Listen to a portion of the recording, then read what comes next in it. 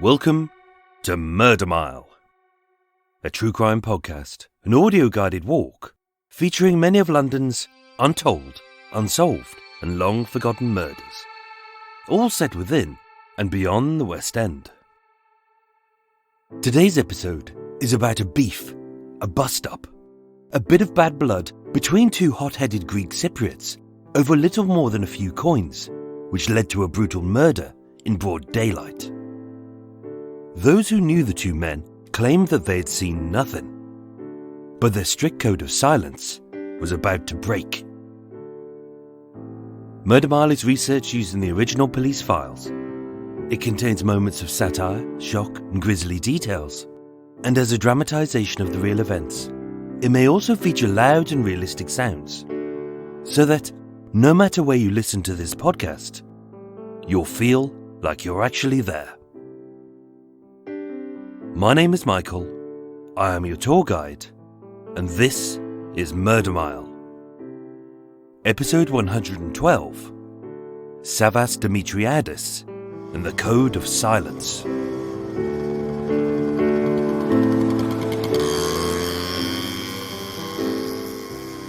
Today, I'm standing on Old Compton Street in Soho, W1.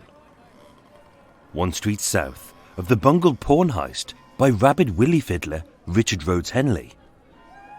Two shops east of the arcade where Alfredo Somparelli got popped playing pinball. And right next door to the Union Club where Charles Berthier gunned down a rival over an innocent little comment about his big arms. Coming soon to Murder Mile. Based at its edges, Old Compton Street is the cultural heart of Soho. A single street, thankfully absent of the same old high street stores. Instead, we are blessed with something unique, diverse and authentic. Sadly, like so many places, Soho is sprinkled with the same attention-seeking tools, with their silly beards, little trilby hats and motorised scooters, all of which scream, "Look at me, I have no personality," as they dodge a dance troupe shooting the next YouTube hit, a scrawny hipster reading trendy allergies magazine, and a dullard with a thimble-sized laptop who claims to be a writer. They even have a website, so it must be true. But the only thing they've ever written is a Twitter post stating, "I'm writing my novel." Setting aside the awful gentrification which has ripped the guts out of Soho, what makes Old Compton Street so special is that it's a place where many nationalities have settled down, set up shop, and served up a little slice of their old life with their new. With little enclaves of culture on every street corner, whether delicatessens, patisseries, coffee shops or pizza parlours. In 1943, Savvas Demetriades and Christos Georgiou, two Greek-Cypriots who owned a cafe in the Welsh city of Cardiff, were frequent visitors to Soho for a coffee, a game of cards, and some good conversation with their fellow countrymen. As with so many immigrants, the Cypriots kept to themselves, sorted out any problems within, and if needed, they protected their own with a refusal to trust the police. But their loyalty would be sorely tested when in broad daylight, on a bustling pavement, outside of the busy Helvetia pub at 23 Old Compton Street, these two best buddies and recent rivals ended a very bitter feud. And the eyewitnesses to this crime felt obliged to claim that they had seen nothing. As it was here, on Monday the 25th of October 1943, that the very public stabbing of Savvas would prove to be so petty that the code of silence in Soho's Greek-Cypriot community would collapse.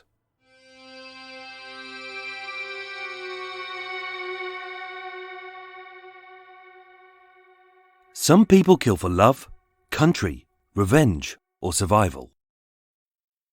And yet, others kill for causes so trivial It makes you wonder why they even bothered.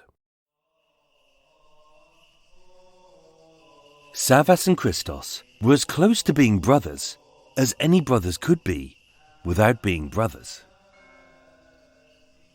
Born 2 years apart on the Mediterranean island of Cyprus, growing up in the capital city of Nicosia in the years preceding the First World War, daily life was hard, owing to its isolated position, religious infighting, and made worse by this former Greek colony being under the British boot. To the British, Cyprus was nothing but a strategic naval outpost overlooking the Suez Canal. Its people were invisible, their lives were worthless, and the land was traded as a little trinket between the Greeks and the Turks. As little boys raised during the First World War, the childhoods of Savvas and Christos were short. Food was scarce, clothes were ragged, and death was frequent. Being gripped by rationing, even law-abiding citizens would dabble in the depths of small-time criminality simply to survive, by buying even the most basic of necessities on the black market. Regarded as petty thieves by their British occupiers, their daily lives were ruled not by the military or even their own police, but by the British police. Therefore, it's unsurprising that many Cypriots developed a mistrust, and a code of silence was formed. Raised in abject poverty, Savvas and Christos naturally had a thirst for wealth, fine foods, and sharp suits. And as in every family, the two boys squabbled over increasingly trivial matters, but they always stuck together through thick and thin. Savvas Christos Demetriades was born in 1909, 2 years after Christos. As the youngest of the two, Savvas was blessed with the patience and wisdom of an older man. He was frugal, astute, and although he loved the thrill of gambling on cards, dogs, horses, and dice, he was a sensible spender who would happily blow a bundle on a long shot in the hope of a big payoff. But he always knew his limits. In relationships, Savvas was a calm and loving man for whom family was an unbreakable bond. By 1927, as Cyprus had become a British colony, being granted his citizenship and keen to seek a better life overseas, Savvas joined the merchant navy alongside his best friend, Christos. Being 3 inches shorter, 4 stone heavier, and 2 years older, Christos Georgiou was more akin to a baby brother, both physically and mentally. As a businessman, he disliked work, but loved money. As a gambler, he took big risks which rarely paid off. As a lover, he dated many of Savvas' exes and flirted with any potential squeeze. And whereas Savvas had several bank accounts for his legitimate purchases and a strong box under the floorboards for those which weren't, Christos never saved a penny. Instead, he would seek out his next potential investment in the sports pages of his local rag. And although both men were hot-headed Cypriots prone to fiery outbursts, whereas Savvas would fume and then forgive, Christos would bubble and erupt.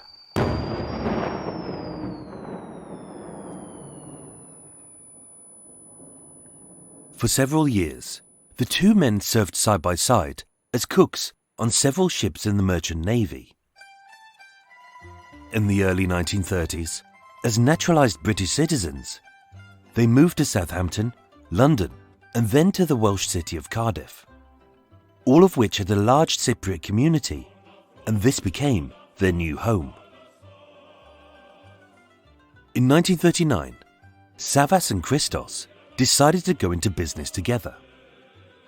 They invested £150 each, put their skills to good use, and by infusing the standard British fare of cups of tea and fry-ups with a slice of their Cypriot upbringing.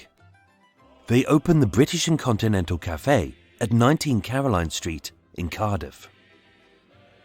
During the day, it was a cheap eatery for families. But by night, with the blinds down and the doors locked, it was a gambling den for card sharks like Christos.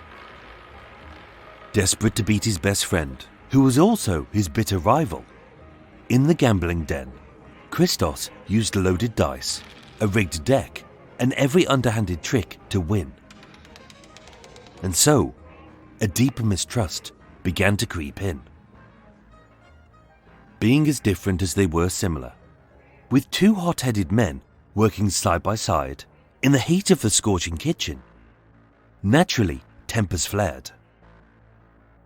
So for a while, although their little cafe proved to be a minor success, trivial little matters had already caused it to start to slide. Seeing the cafe less as a business and more as a place for any pal of Christos to hang out, Savvas rightfully resented these bums who pounced his free food and ate up his profits. So as it tumbled from being a charming little family cafe to a doss hole for deadbeats, very quickly the regular customers stopped coming. It all seemed so obvious where the problems lay. But being so hot-headed, both men struggled to simply say, "I'm sorry." And even over such trivial matters, they both harbored a grudge. Especially when Savvas started to date a young lady known only as Peggy, and Christos would flirt with her too. As best friends, who were as close as any brothers, their relationship fractured, their cafe bled money, and as even the smallest issues spiraled into petty violence, 3 incidents would split them apart. On the evening of the 23rd of March 1943, feeling rightfully cheated, having lost a sizable sum owing to Christos' marked cards and wonky dice, an unidentified gambler cursed Christos as a dirty Greek rat and sliced open his nose with a flung cup. Seething, bloodied, and unwilling to back down from a petty slight, pulling a stiletto blade from his boot, Christos slashed back. And as the den erupted into all-out war, tables were tipped, bottles were hurled, and the white walls were redecorated with splashes of red. During the melee, as the level-headed Savvas tried to hold back his rabid partner, Christos bit him, which left a trail of blood to the sink, and his right hand with a very visible scar for the rest of his life. Within minutes, the police had a wealth of evidence. But with every witness held by a code of silence, no one was convicted. On the 12th of April 1943, just 3 weeks later, Christos was at it again. The place was a rival gambling den called the Anchor Cafe in Hayes Bridge. His targets were a croupier called Chris and a gambler known only as Australian Joe. The reason once again was petty.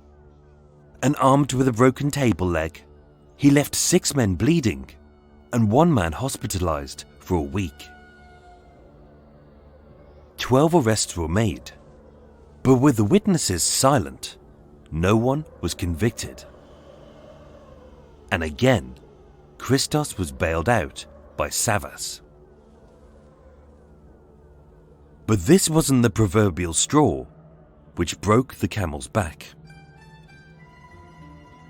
In late April 1943, roughly 2 weeks later, Christos, who would rarely pull his weight, who had let his pals pitch the cafe into debt, and who had frequently been bailed out by Savvas, whose own personal savings now propped up the business, said that he had seen Savvas pocket some money from the cafe's till. Savvas denied it. Christos was adamant. But by May, their partnership was dissolved. 6 months later, Savvas Demetriades was dead over a matter of just £1.15, which today doesn't even amount to 50 quid. On Sunday the 24th of October 1943, one day before his death, Savvas caught the 10:30 a.m. train from Cardiff to Paddington and hopped in a cab to Soho. As a familiar face in its betting shops, patisseries and coffee bars, to Savvas, Soho was like a second home, and his visits here were frequent and welcome. Since their partnership had dissolved, for an astute investor like Savvas, business had been good. The cafe was in profit, the gambling den was civilized, the police surveillance had ceased, and he was here to collect a £200 winning from a £1 bet. That's the equivalent of £6,000 today that he'd won off a dog he hadn't even seen. Looking sharp in his black-tailored suit, mirrored shined shoes and starched white shirt, although he carried a bank book with a balance in today's money of £40,000, with £11,500 in his bag, 2 gold lighters in his pockets, and a 24-carat ring on his finger with a diamond big enough to cause blindness, he knew that no one would mug him, as he was connected and respected. But being a cultural melting pot, as not everyone in Soho was a Cypriot, Savvas left the bulk of his cash with Christakos Dikomedes, an old pal known as Kiki, who owned the Blue Water Cafe at 18 St Giles High Street. And being like a brother, he knew that he could trust him with his money and his life.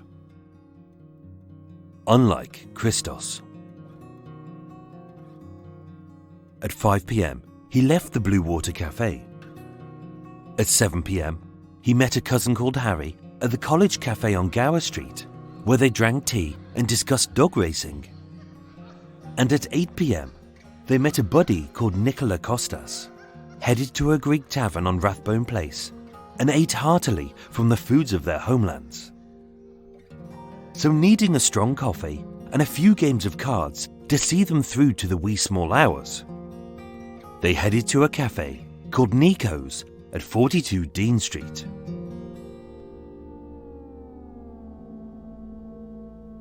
As he casually strolled in, suddenly it was as if all of the air had been sucked out, as the room fell silent and cold. Like the British and Continental Cafe, Nico's was a legal family eatery by day, but an illicit gambling den by night, where cards were played, items were fenced, money was made, and no questions were asked. Full of Europe's more hot-headed patrons, tempers flared and fights were frequent, as no one liked to lose face. Only now, everyone's eyes were fixed on 2 men, who hadn't uttered a single word together in the last 6 months. And now, they were standing eye to eye. As a tight-knit community, everyone knew about the rift, the breakup and the cafe. They even knew about the £1.15, which Savvas had supposedly stolen from the till, according to Christos. But for the short, dumpy and mustachioed Christos, whose puffy pale face was profusely sweating, and whose trembling hand was creeping nearer the blade in his boot, this was a matter of pride. Only for Savvas, it wasn't. He was a businessman, a family man, and a loyal friend, not a 2-bit hood. So bellowing, "Christos, my friend!" across the room, scooping up his old pal in his big arms, wrapping him in a bear hug, and kissing both cheeks. For Savvas, family was family, and all was forgotten. That night, the 2 men laughed like they did in the good old days. with the cards out, Christos on the beer, and Savvas supping a lemonade, as he liked to keep sharp when money was at stake. The two men chatted about their ex-girlfriend Peggy, and mutually agreed to split the cost of her bail to get her out of prison. And as this calm and pleasant night rolled into the early hours, at 4 a.m, they all headed home to their beds. At 10 a.m, as promised, Savvas, Harry and Nicola met at Nico's cafe. But Christos didn't show. Each man put in £300 for Peggy's bail, but with Christos missing, the pile was short. So as always, Savvas covered his debt. But he knew that Christos couldn't be trusted. Christos stumbled out of bed just shy of noon. Too late to be of any use, too hungover to care, and with his wallet suspiciously light, Christos headed out to the pub to grumble about his misfortune, but mostly to fume about Savvas. Savas and his suits, Savas and his gold, Savas and his money. Spitting venomous curses like, He's take from me, he cheat me, we like brothers.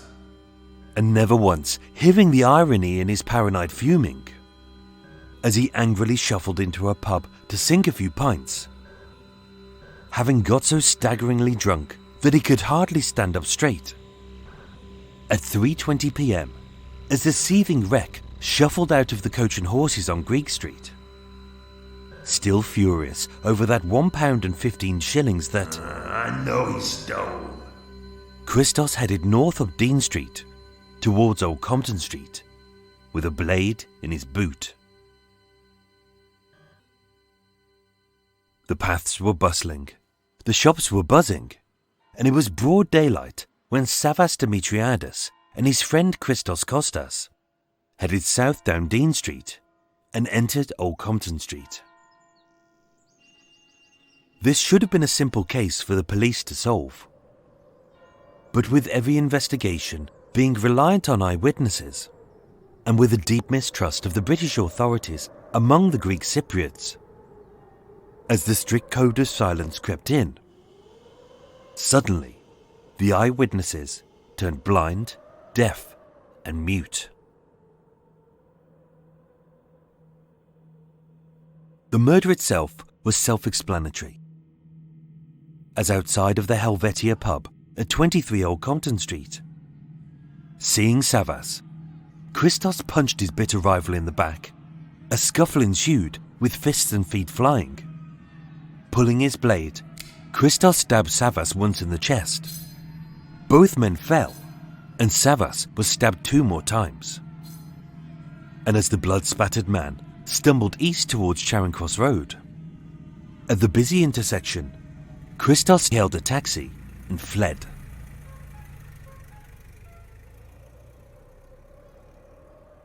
And that was it. But very few eyewitnesses could recall those simple details.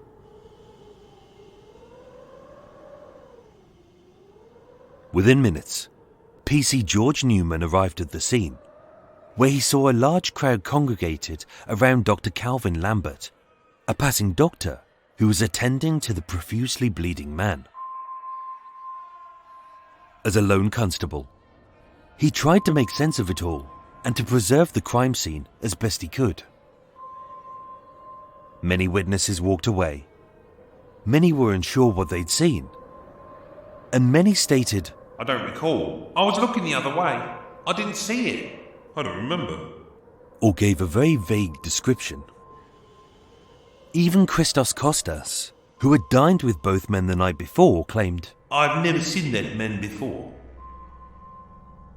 And even as Savvas lay dying, with a punctured stomach, 3 broken ribs, a collapsed right lung, and his left lung failing, he used one of his last breaths to protect his fellow Cypriot, his brother, and his friend. Savvas Demetriades was rushed to Charing Cross Hospital. but owing to chronic blood loss, he died on arrival. The investigation struggled to find the assailant, as although the police had secured several witnesses to the attack, their memories would prove to be flaky, vague, or mysteriously absent, especially for those who had families, homes, livelihoods, and a selfish desire to keep breathing. A US soldier called Private Hornestra saw Savvas, but not his attacker. Martha Zura, a waitress at Brown's Hotel, saw most of it, but only from behind. Ellen Bennett, a receptionist at the Queensbury, saw everything, except she was 3 stories up. And a milkman called Alwyn Childs, who saw the whole incident and gave a full and detailed description, even down to the fact that the attacker was so drunk he had stabbed himself in the left leg. But when they were all called in to attend a police identification parade, with Christos in the lineup, the soldier was absent. The waitress's testimony was dismissed. The receptionist couldn't identify the man at all. And the milkman, who served many of the Greek-Cypriot businesses in and around Soho, flatly refused to walk down the line of suspects, as he nervously stated, No, he's definitely not here. He's definitely not here. As for evidence, the knife was lost, the taxi was never found, and the blood stains on the street were quickly washed away. And there, the murder investigation came to a close.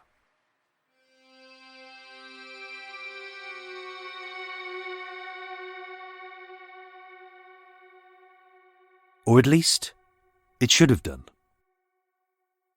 But a code of silence in a tight-knit community requires a level of honour for those to respect it. Being a businessman, Savvas was a good, decent and loyal man who treated every Greek Cypriot as his own. As to him, family was family. Whereas Christos was a reckless gambler and an angry drunk who left debts all over town and had spilled blood over the petty sum of just £1 and 15 shillings.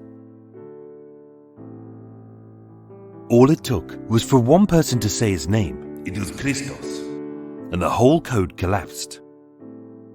And although the police had no viable eyewitnesses, that became a moot point, as Christos gave a full confession. Christos Georgiou was tried at the Old Bailey on the 10th of December 1943, at which he pleaded not guilty. But having deliberated for 55 minutes, the jury returned a verdict of guilty, and he was sentenced to death. As Christos left the dock, the 36-year-old gambler wept, as he had during confession, stating of Savvas, I don't know why I did it. He was so good to me. My friend. My brother. On the 2nd of February 1944, with his appeal dismissed, he was executed by hanging at Pentonville Prison. And in his final days alive, not one single friend from his close-knit community paid him a visit. So many people attended the funeral for Savvas that the service was standing room only. But having shamefully killed, in broad daylight, for a few coins, the friends of Christos Georgiou refused to take the short trip to see him in prison. As to them, his life wasn't even worth the price of a bus ticket.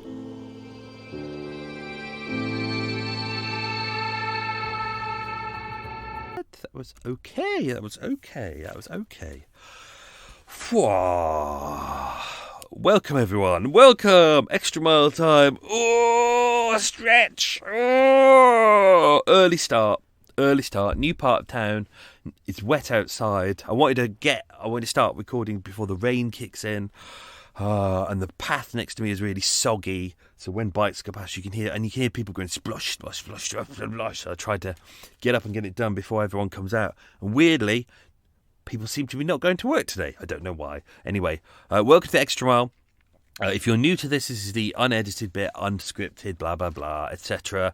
I make a cup of tea, and I talk to you about stuff that's in the episode, etc., etc., etc. I'm going to put my tea on quickly. Things may go a little bit quiet because Things may go a bit quiet because I've got everything facing a different way today to make the sound better, so you can hear it in the podcast. So you may not hear me making a cup of tea. Hang on. Oh, I've run out of water. Poo! Didn't prep that well. Right. Hang on. So, just getting my water, almost done. Right.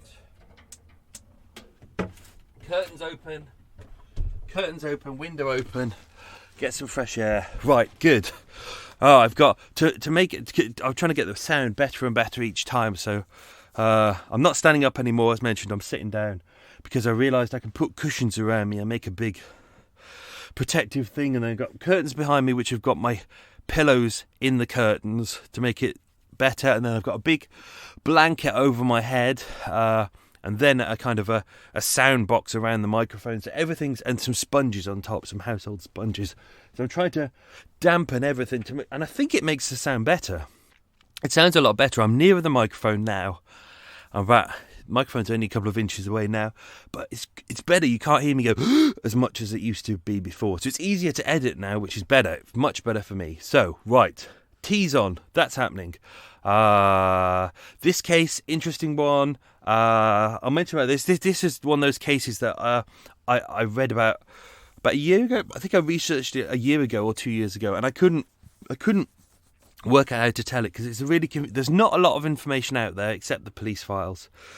The stuff that's on Tinternet is inaccurate. People seem to have cobbled it together from the tabloid newspapers. It's not particularly good, and it's a bit light anyway, so I grabbed the original files, but the original files are really confusing because everyone's lying in it, and I sat there and I was like, it's a huge file, and I was like, I didn't know how to tell this story, and then which is why I've waited so long. It's taken me this long to work out how to tell it, and you're probably thinking, it didn't sound like a difficult story, but don't forget, that's taken me a year to edit it down and to make it easy for you to understand. So I've tried to make it as simple as possible, but in the original one it's really complicated because everyone's like, I was there, no I was over there, no I was with him, he wasn't there, and it's just like, who's with who? And it took me a year to really filter it down to work out who was where at what time and what's possible and what's impossible, and and then with the code of silence made it really difficult. So so I've tried to make it a really simple story, but it's taken bloody ages to wheedle it down to a simple story, rather than telling you the big behemoth that it was. Anyway, what's happening? Tea's on the go. I'm having a nice cup of Tetley tea. I have got a donut. I went to Wenzel's yesterday to pick up a cake. I ate my Belgian bun, which didn't have a cherry on it. She did warn me. She said it's the last one that's got no cherry on it. And I was like, what the hell? I'll still have it. No cherry though, it kind of spoiled it. And then I picked up some nice donuts, and big fat squishy donuts, and I said I'll have 2, and she said we've got a deal on them if you buy 4, and I was like, you nasty woman, you know I'm going to eat all 4. So I just had all 2. I had 1 last night. I'm going to have 1 now. Yum. What else is going on? Moved the boat again because you have to every 2 weeks, and I'm not at the back of that industrial estate, which was nice. Last time it was like beep, beep, beep, beep, beep. And every day some guy would pull up and get out his van and go, all right, mate. And he'd always be playing some shit music. Like, and it's like, it's hard to record anything when I was there. So I'm here, and it's a little bit quieter here. It's not too bad. What else was going on? Met up last weekend with the original Police Constable Arsenal Gillis of the Metropolitan Plot, which is very nice. We did a very safe and very socially distanced wee bit of drinking, which was very nice. Just a wee bit of drinking, with just 1 pint, I think. I might have had two, maybe three. Can't remember. So that was good. It's good to see you again, old friend. It's been too long. And everyone will be delighted to know, I think I posted a picture online so you can briefly see the real Police Constable Arsenal Guinness. He wasn't drinking Guinness that night because we were in a pub that doesn't serve Guinness. I know, he can survive without Guinness. But it was good. We had a good old chat, and many moons ago I raised an idea with him, a little project called New Blue. And I think because he was a new policeman at the time, I thought it'd be a nice idea. But I think he was a little bit nervous about doing it because he was new to his job. But now he's been there a good long while. He's enjoying it. He came back and said, "I'd love to do that." So next year, as part of Murder Mile, as you know, I try to do gear changes every so often. I give you a bit of a meander mile, and sometimes I give you. What's the other one? I can't remember. It's called Mini Mile and stuff like that. And I kind of change it up sometimes, and I do how to get away with murder. We're going to throw in next year. We're going to throw in a New Blue, which will be coming, which will be something different as well. But I'm going to come up with some what we're going to talk about, and I think it will go really nicely. I'm looking forward to it. Tea's up. Oh, I didn't put my tea bag in. Oh, no tea bag. Hang on, get in there, teabag in. I could do with someone to make me a tea for me. Maybe Eva could do it, but Eva's lazy. Eva wouldn't make me a cup of tea. She insists that I make her a cup of tea. So that goes in there. Let that stew for a bit. Managed to grab me donut. Yeah, it's in its little bag. It's gone a bit sweaty. That's fine. So that'll be good. So we'll be doing New Blue sometime next year. So looking forward to that. A big thank you to Captain Jeff. Thank you very much, Captain Jeff. Police Constable Arsenal Guinness very kindly popped off the A to Z of London murders that you gave him to give to me. So that's very kind of you. I've got that right next to me. For those of you who don't know, Captain Jeff is a fellow beardy ship's captain, just like myself. So thank you very much, Jeff. That's incredibly kind of you. What else is going on? It's all just busy at the moment, keeping busy. Gran's funeral coming up on Monday. So when you listen to this, that will have already happened. But slightly nerve-wracking because we thought Scotland was going into lockdown, which is terrifying enough. Mum passed away during the start of the first pandemic, and her funeral was during lockdown. Gran passed away at the start of the second wave, and we thought Scotland was going to go into lockdown. Oh, so not that they're awkward people, but I'm sure they didn't plan it that way. Anyway, so we got that on Monday. That will have happened by the time you get this episode. So we're going to keep it small because of COVID. It's just me and my brother at that one. So and then hopefully a celebration with the rest of the family of their lives. When all this is put to bed and we can all celebrate properly. But so that's next week. Whew. It's been a stressful decade. I'm going to say that. I know people have said it's a stressful year. For us, it's been a stressful decade. But that's all done now. So hopefully next year will be better. Right. Questions. Let's do some questions. Question number. Don't forget, I might balls up these questions because I'm going to give you some information about the episode next. So I might balls that up. Question 1. What was Savas's middle name? Question 1. What was Savas's middle name? Bike squeaking outside. Question 2. What was Christos's middle name? The first question, what was Savas's middle name? Second question, what was Christos's middle name? Were you listening? Ooh. Question 3. What jobs did both men do in the Merchant Navy? Nice, easy one, that one. Even if you don't remember, take a guess. It's an easy one. Question 4.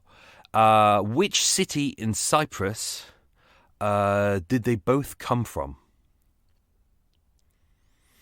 We've had someone in Murder Mile who came from the same city before, and I can't remember which episode it was. It'll come to me. Question 5. Which 3... I think it was Tony Mellor. I think it might have been Tony Mellor, I think. Question 5. Which 3 places did they both live in Britain? Britain. Britain. Which three places do they both live in Britain? So that will be cities. Question 6. Who was the policeman who was first to attend the scene when Savvas was stabbed? It wasn't Police Constable Arsenal Guinness, although this is right next to some pubs, so he could have been. Actually, we were in the Coach and Horses on Greek Street where we met, which is where some of this action takes place. And the Coach and Horses hasn't changed at all. And even though Fullers have taken it over, they haven't changed it too much, which we're quite happy about. It's still the same, and they even fixed the toilets. They fixed the toilets. I know, amazing. so I originally, when Fullers took it over, I was going to boycott the pub, but I went in the other day, and actually, new management are very good. It's very nice. Their COVID policy is quite good. So I shall keep frequenting the pub. Question 7. What gold items did Savvas have on him when he was murdered? So there's technically 3 gold items. What gold items did Savvas have on him when he was murdered? Question 8. What was the name of the girlfriend that they both shared? That sounds weird. That sounds rude. Not at the same time, obviously. They both had the same girlfriend. What was her name? That's better phrased. Question 9.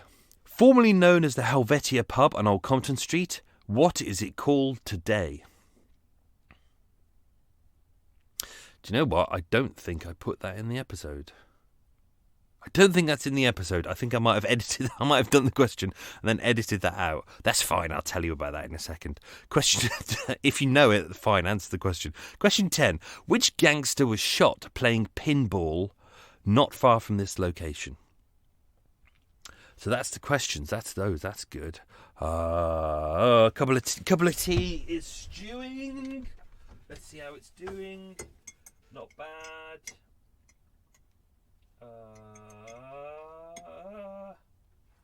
Oh, bollocks. Get out.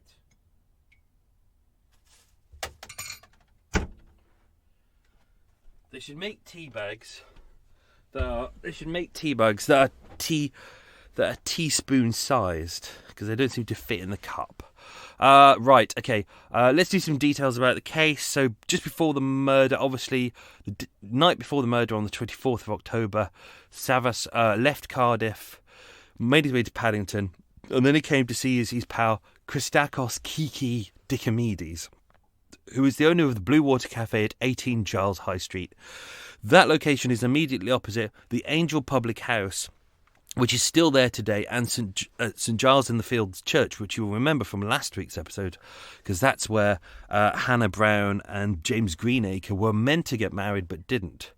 That location now used to be the Intrepid Fox, not the one on Wardour Street. There was another one on St Giles High Street, but that was demolished, and now is the home of Google Maps, or the London version of Google Maps anyway. And if you go onto Google Maps and have a look at that, you can see all of the staff of Google Maps standing around that corner waving as the little van goes past.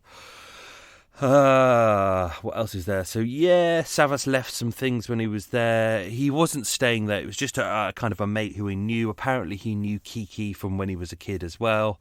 And he left there a dressing case, a shirt, some collars, a pair of socks. But he was staying at a mate's that night. On his person at the time, he had 27 £5 notes, 5 £1 notes, 1 Scottish £5 note. Oh, people in London in shops love Scottish pound notes. There's one thing, unfortunately, I'm probably never gonna have again, which is every Christmas my gran would always she'd always give us like a £5 note, and it'd always be a Scottish pound note. And the problem is, it's like if you're in Scotland, it's fine, but when you come down to England, and there's a lot of people in London who are from overseas, so they're used to English notes. But when they see a Scottish note, it freaks them out, and they're like, "What the hell is this?" Because and it's like you have to point to it. You go, "Look, legal tender. It's British," and they go, oh, "No, it's not real." It's like, "No, it's Scottish, but it's fine. You can spend it here." And it's like, yeah, they have to go and get someone, and it's so confusing. Oh, that will never happen again. He also had 2 lots of $10 on him, for $1. He seems to have a lot of different currency on him, as well as shillings and pence. He had a checkbook with 9 blank checks in it. His passbook for Barclays Bank. A Yale key to somewhere, but it doesn't say where. It definitely wasn't to the cafe because he'd left that in the hands of Vera, who was a lady, Vera Konstakis, who was another lady that he trusted, and she was basically running the cafe. As well as the things that I won't mention that he had on him, which were gold. Ooh, look, I'm doing well. As well as a comb and a black leather wallet. They visited lots of different locations, visited lots of different people. This is why I've really tried to streamline the story as well. They headed off to the College Cafe over on Gower Street, 152 Gower Street, which was owned by Haralambos Harry Christianou. That's why I've called him Harry, because everyone calls him Harry.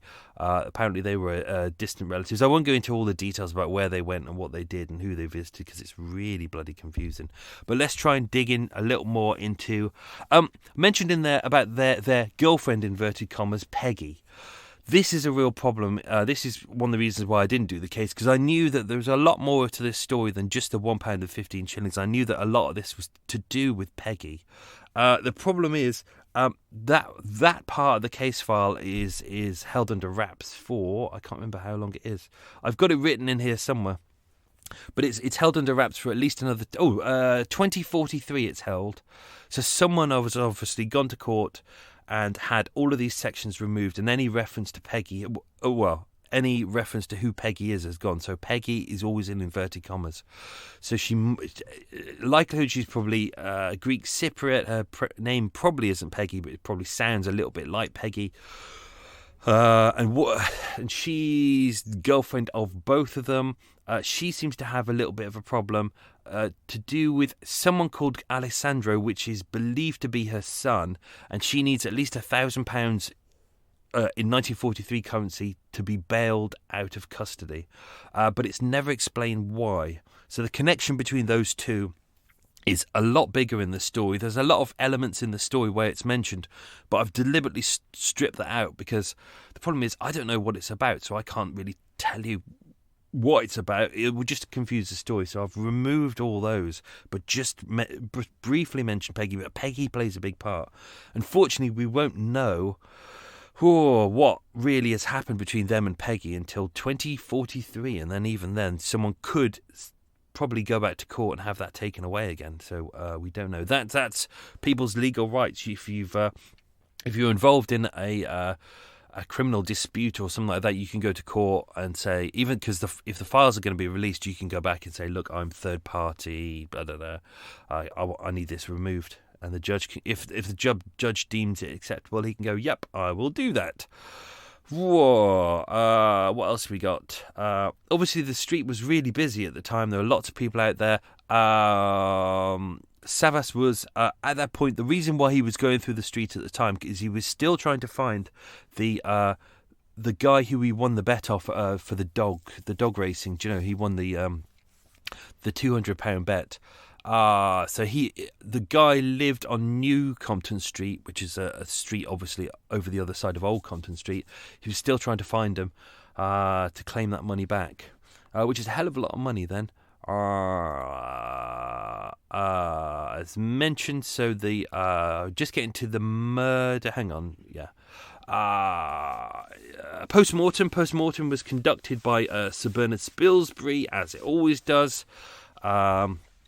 He said that Savvas had blood on his hands, his abdominal wall and right thigh had been stabbed. These are only kind of light stabs, they weren't quite heavy. He'd got fourth and fifth ribs were broken.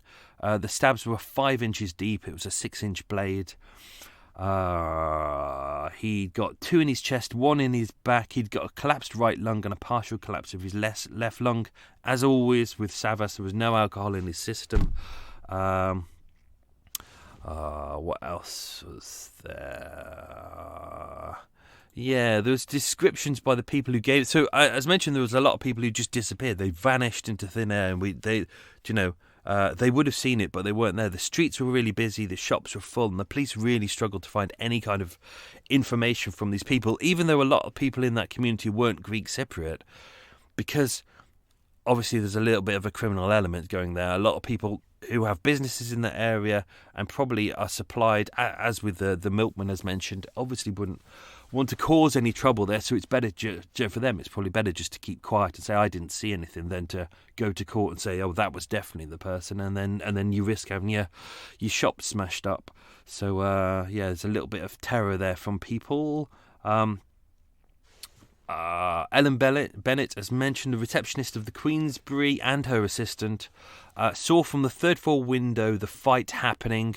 Savas was lying on the floor. He was kicking out with his feet and fists. Another man was over him, punching and looking like he was trying to steal something from him, although that could have just been him stabbing. He states that Savas Christos tried to hail a passing cab, but the cab, originally seeing him covered in blood, refused to stop.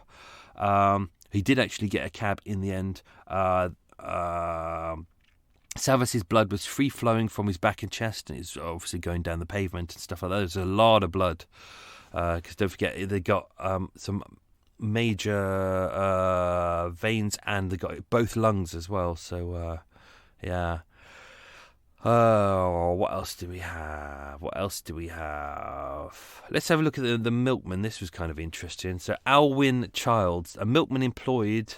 His father was his boss, but he was kind of the guy who saw it. Apparently he was only young at the time. He says he saw three men quarrelling outside the Queensbury All-Service Club. So that's also the place where the receptionist saw. And that you said it was just before about 3:30 p.m. A lot of people said there was 3 people there. Some people said there was 4 people there, but a lot of people don't seem to mention Christos Kostas, who was the guy who was walking down the street with Savas at the time. Apparently, there was another guy with him as well. This is why I've had to really strip down this case file to try and make it simple for you, because it's so confusing. He said that a fight commenced. A third man tried to step in, which we reckon is Christos Kostas. They exchanged blows. Christos Kostas tried to split them apart. Whilst he was trying to keep Christos Giorgio away, and then he said that Christos broke free, rushed up behind him, smacked him in the back of the right shoulder, and then started stabbing him. So everyone seems to have different impressions of what happened, what didn't happen. As mentioned, Alwyn gave a very good description of what happened at the time. He couldn't identify who Christos Giorgio was, but he was able to give a very good description and said that he kind of disappeared down towards Charing Cross Road. And people were shouting, "Stop him, call the police, blah, blah, blah, blah." He fled in a taxi and the taxi driver was never found. But he gave a very good description. He said the guy was roughly 30 years old, 5 foot 6 inches tall, which is almost about right, dark hair and a complexion, heavily built, 150 pounds, round face, dark suit, and a tight little moustache. But this is where things go a little bit odd. So let's go down. So, where did I put this? Oh, I haven't put it in. I must have taken it out. ID parade. So, yeah, they did the ID parade, as mentioned, at the Marlborough Street Police Court at about 10:30 a.m. on the 10th of November 1942. I've changed the order in the story because otherwise it doesn't make sense, but I kept the dates right. As mentioned, they had all the witnesses turned up. You got the soldier. Obviously, he had to go back because it's wartime, so he had to go off, so he couldn't give his statement. Martha Zura, she did identify Christos Giorgio, but because she'd only seen him from behind, obviously they couldn't use her testimony because that would have collapsed in court. They would have said, you recognise him, but only from behind. It's like, how does that even help us? Ellen Bennett, who was the receptionist at the Queensbury, she failed to pick him out of a lineup. And then Alwyn Childs, they said, because obviously he a lot of the cafes in the area are Greek-Cypriot as well. He's in fear for kind of his job and his life and things like that. He has to serve these communities, and if people aren't going to buy his milk off him because he dobbed on one of theirs, he's going to be out of business. So he was asked to walk along the line of prisoners. Like this is not like today where you do it by video. Back then, you're in a courtyard and there's a line of 6 people. You have to walk down in front of these people, and he refused to walk down the line. And he just kept saying that he's not here. He's definitely not here. And the inspector was like, "No, I need you to walk down the line, and I need you to look at every single person to say whether he's here." And he refused to walk. He was like, "He's definitely not here."